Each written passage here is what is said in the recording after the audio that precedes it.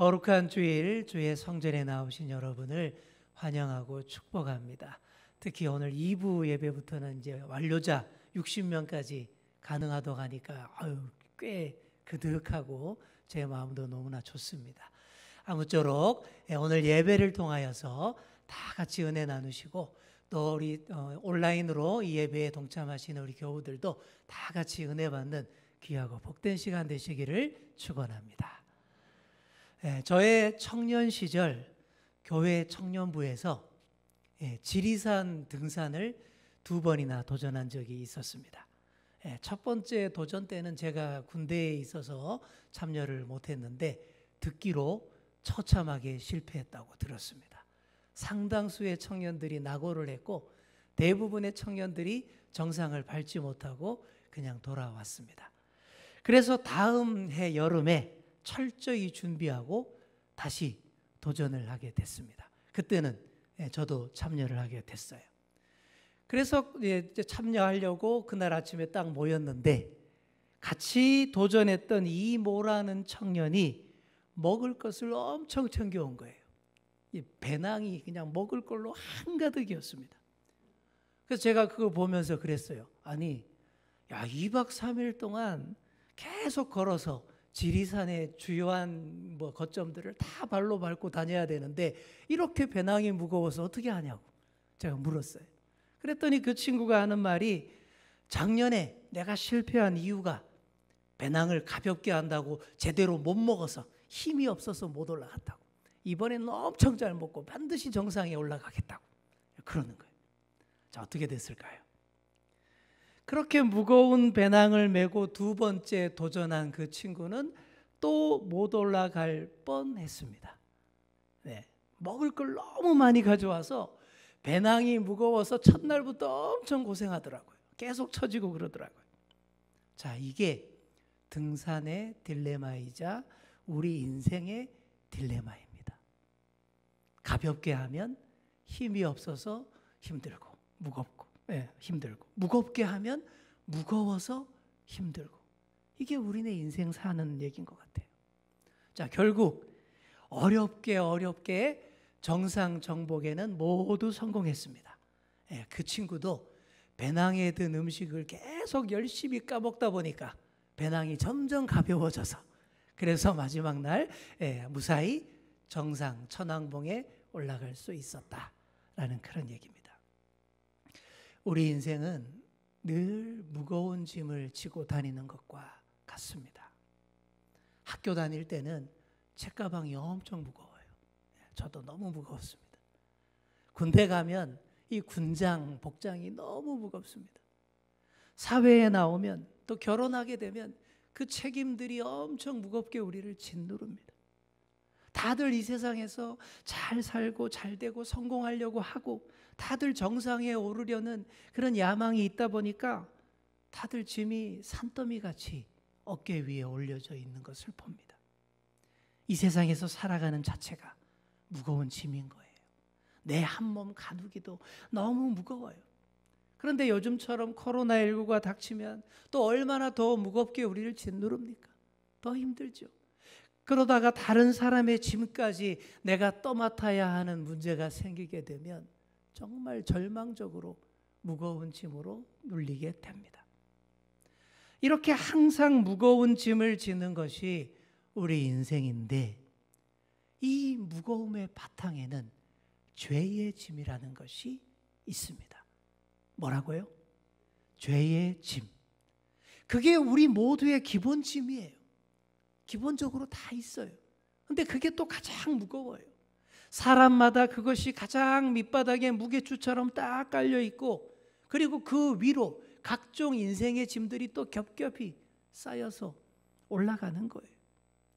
이 무거운 짐 보따리 다 벗어버려야 합니다. 그러려고 우리가 신앙생활을 하는 거예요. 그러려고 우리가 교회 다니는 거예요. 잘은 모르지만 그냥 그래도 열심히 교회 다니고 계속 말씀 들으면서 신앙생활 하다 보면 나도 모르게 그 무거운 짐 보따리가 벗어지게 되는 줄 믿습니다. 가볍게 다니고 쉼을 얻게 된다라는 얘기예요. 오늘 예수님의 말씀이 바로 그런 얘기입니다. 짐을 내려놓고 쉼을 얻는 비결을 말하고 있습니다. 자, 그렇게 되려면 가장 먼저 어린아이 같이 되어야 합니다. 25절 말씀을 보시기 바랍니다. 그때에 예수께서 대답하여 이르시되 천지의 주제이신 아버지여, 이것을 지혜롭고 슬기 있는 자들에게는 숨기시고 어린아이들에게는 나타내심을 감사하나이다. 아멘. 자, 여기 보시면 지혜롭고 슬기 있는 자들과 그리고 누구요? 어린아이들을 서로 이렇게 대조시키고 있습니다.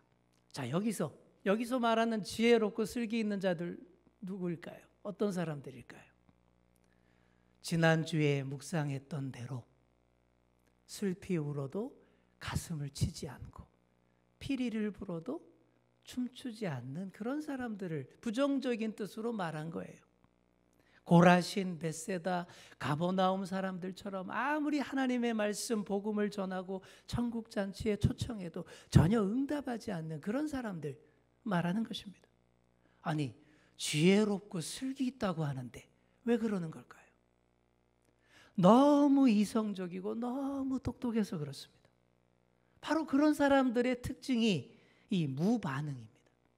감정 표현을 확실히 해서 울 때는 슬프게 울고 웃을 때에는 환하게 웃는 것을 그걸 가지고 수준이 낮다라고 생각을 하는 사람들이, 예수님이 아무리 잘 가르쳐 주셔도 자기 머리로 생각해보고 따져보고 머리 굴려보고 이해가 돼야 받아들이는 바로 그런 사람들인 것입니다. 그리고 이런 사람들은 늘 이런 생각을 기본적으로 가지고 있어요. 아니, 자기 일은 자기가 다 알아서 해야지 뭘 자꾸 남에게 의지하라 그러고 또 자꾸 맡기고 기도하라 그러냐고 그런 말들 합니다. 자기 짐은 자기가 다 감당하고 실패해도 끝까지 다 혼자 책임지는 그런 사람이 되어야 한다라고 주장을 하는데, 아니 뭐 맞는 말 같기도 하고 멋있게도 들립니다. 그런데 다 맞는 말은 아닙니다. 우리가 어떤 존재입니까? 우리가 어떤 존재인데 우리 인생의 문제를 다 책임질 수준이나 됩니까? 그런 능력이 별로 안 되는데 자꾸 혼자 다 알아서 하려고 하니까 인생의 무거운 짐이 나에게서 벗어지지 않는 거예요. 그래도 그 무거운 것을 끝까지 혼자 지고 계속 밀어붙이다가 그 짐에 깔려서 압사당하는 겁니다. 이렇게 지혜롭고 슬기로운 자들이 오히려 믿음을 못 가지고 하나님의 복음을 끝까지 외면합니다. 자기 짐에 눌려서 끙끙대면서 벗어나지 못합니다. 예수님이 이런 자들을 가리켜서 하나님 나라가 숨겨져 있어서 깨닫지 못하는 자들이다, 이렇게 표현을 했던 것이죠. 자, 반대로 어린아이는 어떻습니까? 피리를 불어주면요 신나게 춤을 춥니다. 슬피 울고 애곡을 하면 가슴을 처절하게 두드릴 줄 압니다. 때묻지 않은 순수하고 순박한 그 마음에 세례 요한의 외침 소리가 들려오면 무서워하고 애통할 줄 압니다. 결혼잔치에 오라는 천국잔치의 그 피리 소리가 들려오면 흥겹게 춤을 추면서 거기로 따라 나섭니다. 이런 순수하고 순박한 마음에 하나님 나라가 감춰지지 않고 숨겨지지 않고 다 밝히 드러나는 거예요. 예수님이 하나님의 아들이시라는 것이 다 믿어지는 것입니다. 또한 여기서 말하는 어린아이라는 것은 나이만 어린 사람을 말하는 게 아니에요. 자신의 부족함과 연약함을 다 인정할 줄 아는 그런 사람입니다. 세상에서 많이 실패해서 마음이 여려진 사람, 자랑할 게 하나도 없는 사람, 그래서 더 겸손하고 다 맡기고 의지할 줄 아는 그런 모든 사람이 바로 이 어린아이인 것이죠. 이런 사람들이 예수님께 나아오는 것을 보고 예수님이 너무나 기쁘고 감사하셨어요. 그래서 천지의 주제이신 하나님 아버지께 감사합니다, 그렇게 표현을 하셨어요. 천지의 주제라는 것은 이 세상 모든 만물의 창조자, 주인 되시는 분, 이런 뜻인데, 그런 아버지 하나님께서 아들 예수님에게 구원의 길을 다 맡기고 위임하셨습니다. 그래서 오직 예수 그리스도를 통해서 우리가 아버지 하나님을 더 알 수 있게 되고 예수 그리스도를 통해서만 하나님께로 나아가고 그분의 자녀가 될 수 있게 하셨습니다. 사랑하는 성도 여러분, 모두 어린아이처럼 되셔서 예수님을 통해 하나님 아버지의 자녀 되시기 바랍니다. 자, 우리 옆에 계신 분께 이렇게 이야기해 주겠습니다. 어린아이처럼 되셔야 합니다. 아멘. 예, 어린아이는 더 환하고 크게 표현할 줄 아는 게 어린아이죠. 다 그렇게 되시기 바랍니다. 하나님이 정말 우리에게 바라시는 것이 우리가 다 하나님 자녀가 되고, 그래서 더 이상 무거운 짐 지고 혼자 끙끙대지 않는 거예요. 그 위대한 초청의 말씀, 우리 28절 말씀을 우리 다 함께 읽겠습니다. 시작. 수고하고 무거운 짐진 자들아 다 내게로 오라. 내가 너희를 쉬게 하리라. 아멘. 정말 유명한 구절이고 많이들 좋아하는 말씀이죠. 어떤 목사님은 여기에다가 한 글자를 더 넣어서 푹자를 더 넣어야 된다고 얘기하더라고요. 내가 너희를 푹 쉬게 하리라. 저도 그 말에 동의합니다. 내가 너희를 푹 쉬게 하겠고 더 이상 무거운 짐 지고 걸어가지 않겠다라는 말씀, 이 얼마나 감사하고 좋은 그런 말씀입니까? 현재 여러분의 수고하고 무거운 짐은 어떤 것입니까? 경제적인 생활고 언제나 무거운 짐이죠. 먹고 살기 위해서 매일매일 무거운 짐을 지고 낑낑대야 합니다. 또 질병에 눌린 분들도 계실 거예요. 그렇게 되면 자기 한 몸 가누는 것도 참 힘들 것이고 어려울 거예요. 많은 스트레스와 정신적으로 건강하지 못해서 늘 우울하시고 짓눌려 있는 그런 분들도 있을 겁니다. 예수님 당시 유대인들은 종교가 제일 무거운 짐이었습니다. 왜 그렇습니까? 하나님 앞에서 의롭다 인정받기 위해서 600가지가 넘는 율법 조항들을 하나하나 다 지켜야, 그래야 구원받는다라고 주장했기 때문이죠. 그러니 얼마나 힘들어요. 가장 고귀하고 우리의 삶을 평안케 해주어야 할 종교가 제일 어렵고 무거운 짐이 되고 있었던 것이죠. 어떻게 해야 이런 무거운 짐들에서 벗어날 수 있겠습니까? 우리가 보통 일상에서 무거운 짐을 벗을 수 있는 것은 목적지에 도달했을 때입니다. 아무리 무거운 짐을 지고 걸어가더라도 목적지에 도달하면 그 짐보따리 다 벗어놓잖아요. 우리 학생들은 대학에 합격하면 그동안 그 무거웠던 책가방 다 벗어버립니다. 홀가분하고 우아하게 대학생활 즐길 수 있죠. 우리 군인들은 어떻게 합니까? 훈련이 끝나고 임무 수행이 끝나면 그 무거운 군장을 벗어버릴 수 있습니다. 등산객들은 정상에 도달하면 그 무거운 배낭 벗어버릴 수 있는 거예요. 목적지에 도달해야 짐 벗을 수 있는데, 자, 그렇다면 우리 인생의 궁극의 목적이 무엇입니까? 나름 여러 목적이 있겠지만 우리 믿는 자들에게 모범 답안은 이거예요. 예수님을 믿고 하나님을 영화롭게 하는 것. 여러분, 이게 정답이에요. 한마디로 예수님 그분 자체가 우리의 인생의 목적지입니다. 바로 이 목적지에 도착해야 우리가 무거운 짐을 다 벗어버릴 수 있다라는 거예요. 어린아이처럼 예수님 앞에 순수하게 나오고 그분을 믿고 의지할 때 우리의 기본 짐인 밑바닥에 깔린 그 죄의 짐부터 우리 예수님이 딱 벗겨주십니다. 그리고 그 위로 겹겹이 쌓였던 그 모든 인생의 짐들 다 벗어주십니다. 우리가 다 그렇게 할 수 있도록, 그렇게 될 수 있도록 예수님이 대신해서 우리의 모든 짐, 죄의 짐을 다 짊어지시고 무거운 십자가에 다 담아서 골고다 언덕으로 올라가셨던 것입니다. 이런 뜻을 우리가 잘 알고 예수님을 우리 인생의 목적지로 바르게 설정하셔야 됩니다. 다른 인생의 어떤 목적보다 우리는 어떻게 하든 예수님 잘 믿는 것을 목적으로 삼아야 합니다. 우리 옆에 계신 분께 이야기해 주겠습니다. 예수님을 우리 인생의 목적으로 삼읍시다. 아멘. 예. 그리고 예수님을 우리 인생의 목적으로 삼고 예수님 품에 딱 안착하셨으면 마땅히 그동안 지고 있던 그 무거운 짐보따리 움켜잡지 말고 그냥 다 내어놓으셔야 돼요. 내려놔야 합니다. 옛날 실제로 그런 일이 있었다고 합니다. 외국인 선교사님이 차를 몰고 시골의 어느 지방에 가셨는데 지나가는데 길 옆으로 머리에 한 보따리 무거운 짐을 막 이고 힘들게 걸어가시는 아주머니 한 분을 발견했습니다. 너무 무거워 보이고 힘겨워 보여서 차에 타시라고 그렇게 했어요. 그렇게 하고는 차를 몰고 가는데 가다가 뒤를 딱 돌아다 봤더니 그 아주머님이 그 짐보따리를 안 내려놓고 계속 머리에 이고 낑낑대고 있더라는 거예요. 아니 아주머니, 왜 힘들게 그러세요? 얼른 그 내려놓으세요. 그랬더니 이 아주머니 말씀이 이 좋은 차에 태워준 것만도 고마운데 어떻게 이렇게 무거운 짐보따리까지 탁하니 그냥 싣고 편안하게 내가 갈 수 있겠습니까? 그랬다라는 거예요.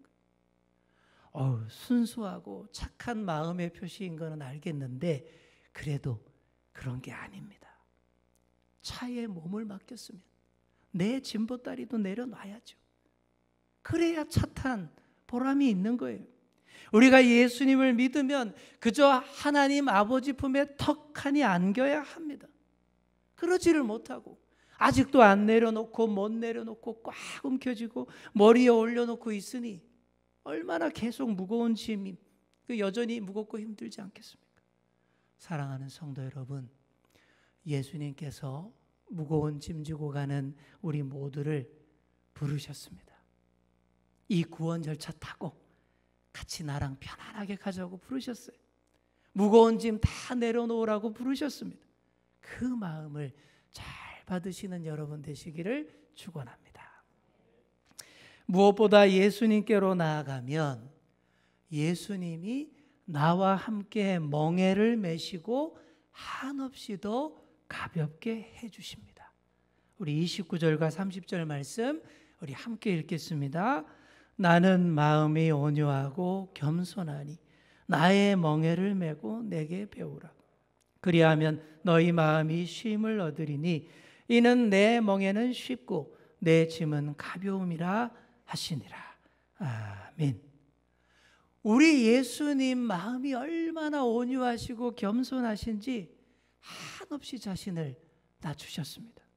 원래 예수님은 하나님의 아들, 하나님 그 본체이신 분이신데 우리 수준까지 낮아지려면 얼마나 낮추고 또 낮춰야 하겠습니까? 왜 그렇게 낮추셨습니까? 우리랑 함께 멍에를 매기 위해서예요. 우리 눈높이에 맞추기 위해서 그렇게 한없이 낮아지신 분이 우리 예수님이고 이게 바로 예수님의 온유하시고 겸손하신 그 마음이신 것입니다. 자, 여기 나오는 멍에라는 도구 여러분 다 아시죠? 소나 나귀를 쌍으로 짝을 딱 쥐어서 함께 묶어서 이렇게 세트로 일할 수 있도록 그 목 위에 가로 얹는 무거운 그런 도구가 멍에입니다. 예수님이 이 멍에를 나랑 같이 짝을 지어서 쓰자 이렇게 우리를 초청하셨어요. 예수님의 온유와 겸손의 마음을 받아들이고 예수님과 보조를 맞추어서 함께 걸어가자라는 그런 말씀인데 그 멍에 안에 들어오면 참으로 가볍고 쉼을 얻을 수 있다고 하셨는데 아니 멍에가 무겁고 불편한 도구인데 어떻게 가볍고 쉼이 있다는 말입니까?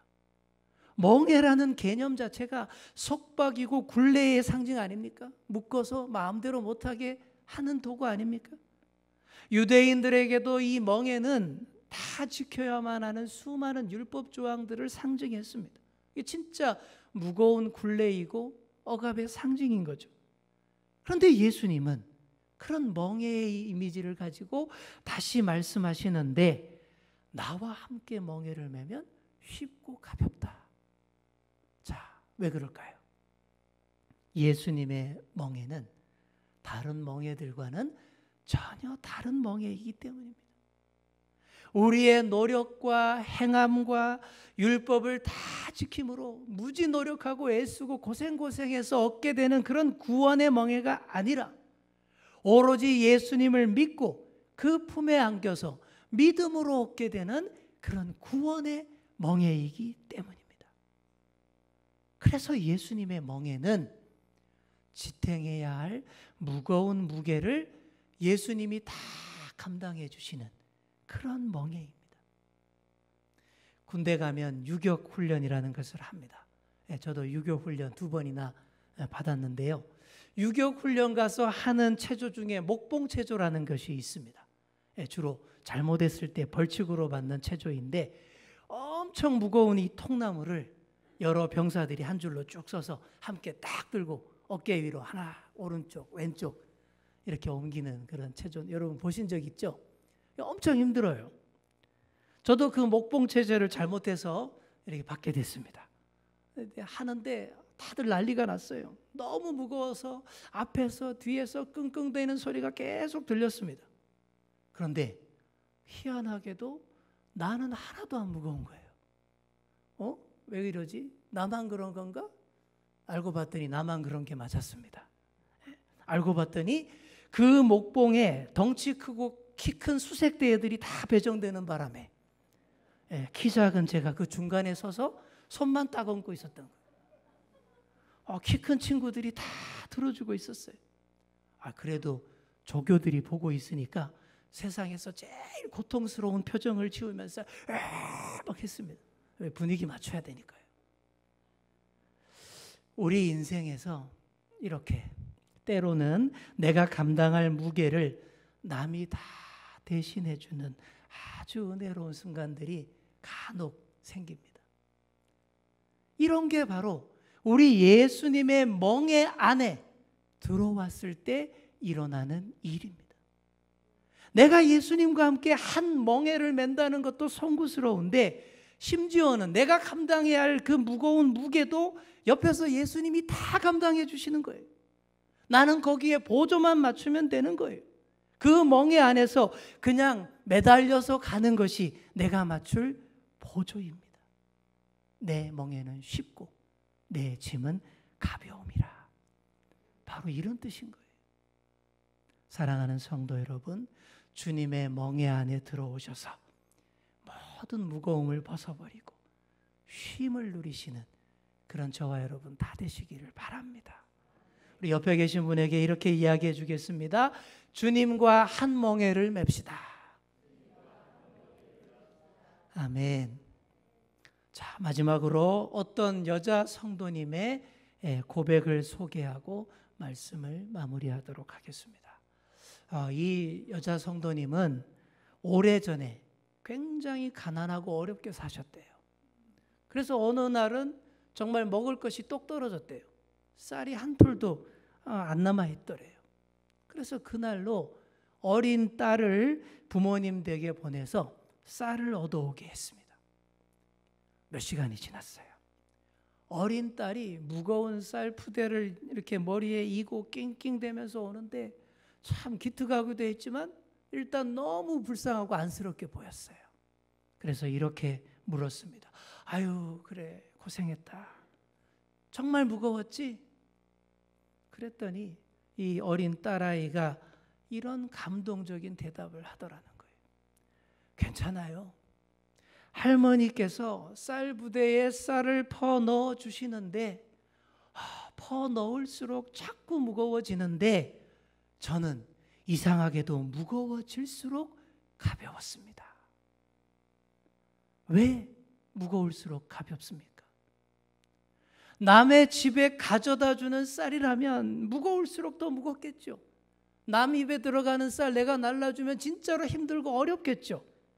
하지만 그 쌀이 굶주리는 내 가족들의 생명의 양식이지 않습니까? 쌀이 많으면 많을수록, 무거우면 무거울수록 내 사랑하는 부모 형제들이 더 오래 그걸 먹고 생명을 유지하잖아요. 그러니 무거울수록 더 가벼운 것입니다. 사랑하는 성도 여러분, 하나님을 알면 알수록, 하나님의 뜻대로 살면 살수록, 하나님 말씀이 내 마음과 인격에 쌓이면 쌓일수록 무겁지만 오히려 그 삶이 더 가벼워지는 줄 믿습니다. 그것이 바로 생명의 삶이기 때문입니다. 주님의 멍에를 함께 메고 배우면 오히려 마음이 쉼을 얻고 가벼워진다라고 하신 이 주님 말씀이 바로 이와 같습니다. 무거울수록 가벼운 놀라운 은혜가 저와 여러분 가운데 날마다 넘쳐나기를 간절히 축원합니다. 기도하겠습니다. 사랑의 주님, 오늘 우리에게 주신 말씀을 가슴에 깊이 새기며 이 말씀 붙들고 힘있게 살아가게 하여 주옵소서. 주님, 우리의 인생 자체가 무거운 짐인데 어리석고 못난 우리는 자꾸만 더 많은 짐들을 겹겹이 쌓아 올립니다. 주님을 믿는다고 하면서 온전히 주님 앞에 우리 짐을 다 내려놓지도 맡기지도 못하고 있습니다. 더 이상 끙끙대며 살아가는 인생 되지 않게 하시고 주님의 멍에 안으로 들어와 쉽고 가벼운 주님의 짐을 함께 지고 참된 쉼을 누리게 하여 주옵소서. 주님의 멍에 안에서 무거울수록 더 가벼운 놀라운 은혜를 늘 누리며 살아가게 하여 주옵소서. 감사드리며 예수님의 이름으로 기도하옵나이다. 아멘.